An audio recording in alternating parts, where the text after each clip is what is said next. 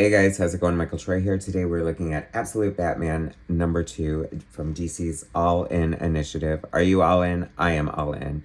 So this is an homage to a Batman Year One, issue 2, I think, from David Mazzucchelli. David Mazzucchelli is in the zeitgeist. Batman is all over the place. Batman fever is happening. The Batman Year One Artist Edition just came out. People are loving that. People are just eating up this Absolute Batman, as am I. I was like really excited about it, and I think it kind of blew me away and impressed me more than I thought it would. The first issue was really bombastic and so good, and I thought, oh gosh, that's going to be a tough act to follow. And I feel like the pace does slow down slightly for the second issue. However, it's for a good reason. Like, I feel like we're definitely getting more into the character and the, supporting cast and like the history of Batman, Absolute Batman, the Zoo Part 2 of 5. We're learning about his origin and the fate of his father.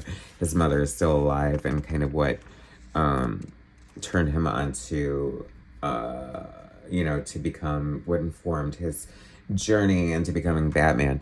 I love this because, they call it Absolute Batman, and I feel like that is, like, you have to, like, really take that into account for so many different things. Like, we open with him having this fight with the party animals, and it's at the Gotham Aquarium.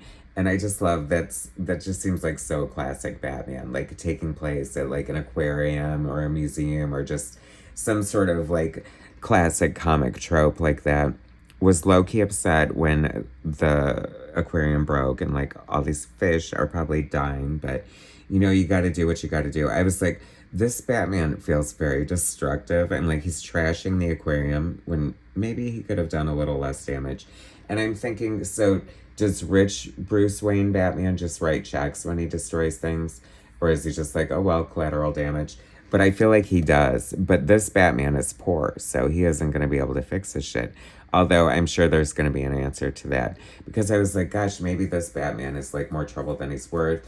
Like the party animals seem to be uprising because he's kind of uprising. So, it's like that age-old question, do the villains exist without the hero?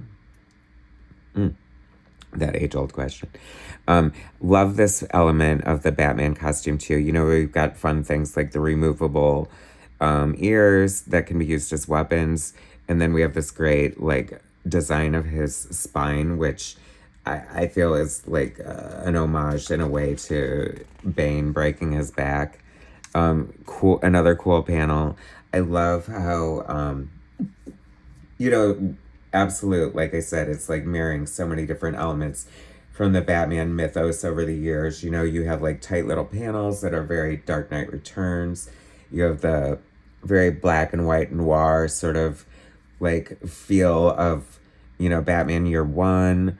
You've got the, I feel like it's probably even deeper than that. And I just feel like or maybe I'm reading too much into it, but I feel like they're doing such a great job.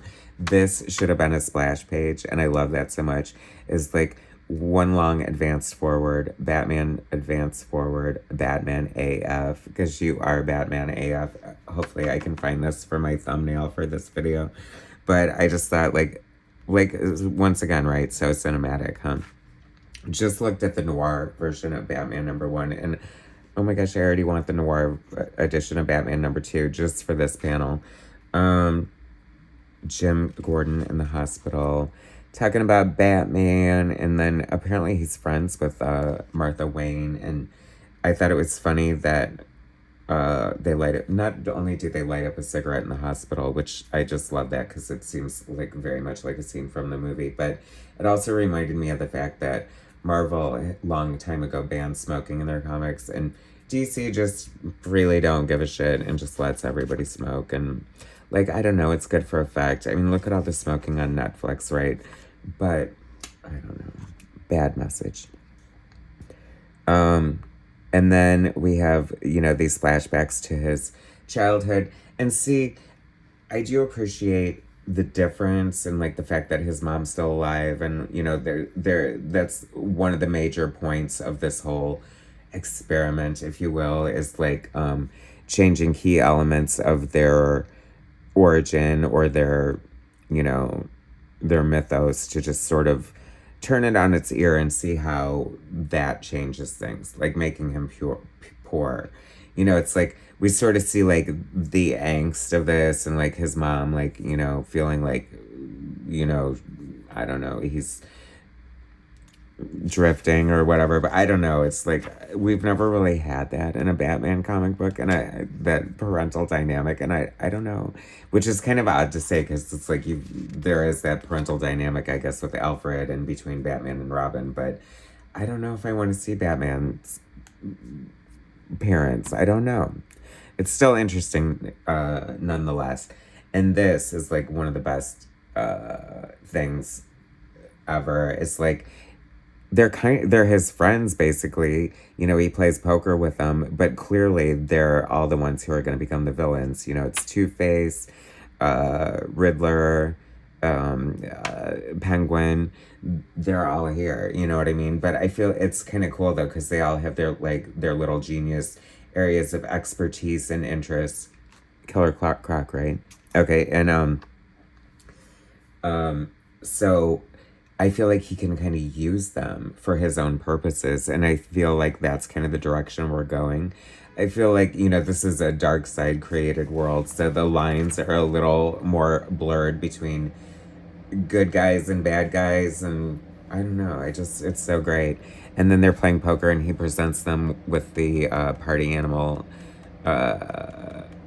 helmet is sort of an ante, and then he discovers it's so funny because I was just reading like the artifact edition of like this old Batman Bob Kane, and I was just like laughing at the technology and stuff, and then it's like on the flip side of it you get like this major new tech, and it's like you have to be, I don't know, kind of like super tech savvy to kind of like, I feel like that's like one of Scott Snyder's strengths as a writer. He can like weave these intricate things really well together that are way smarter than I am. So I'm definitely gonna have to see how it plays out. And I loved how these clues, like, you know, like I said, once again, repeating, you know, this is the absolute version. So we have like absolutely everything that makes Batman amazing. And, you know, we have to have the detective elements. What a cool panel. I love when such a small panel can be like one of the coolest panels in the whole book. Just this big, huge, hulking Batman scaling the side of the building, much like he used to with Robin in the 60s television series. I'm expecting like Vincent Price to pop out and say something. Or who was like a common guest doing that. I don't know. But anyway, I don't know why Vincent Price. Love this. This is so cool. That was creepy. I love the artistry on this and the coloring. That just looks so good. Did we not get, I like how they're like such like huge introductions before we get to the credit page. But we know Scott Snyder, you know, Nick Dragata and Frank Martin are bringing the noise and the aesthetic of this book. And this, spoilers, you guys, oh my god, I almost gagged. Like, how could this possibly be the Batmobile? It's insane, as we knew it would be. It's like a monster truck. And how the hell did he ever, like, acquire that or whatever? And it's almost like, gosh, like an aircraft carrier or something. It's crazy. Once again, that is going to look great in noir as well. And then we get this like great teaser at the end for Catwoman tying into his origin. Like I said, I am all freaking in, y'all. This is so good.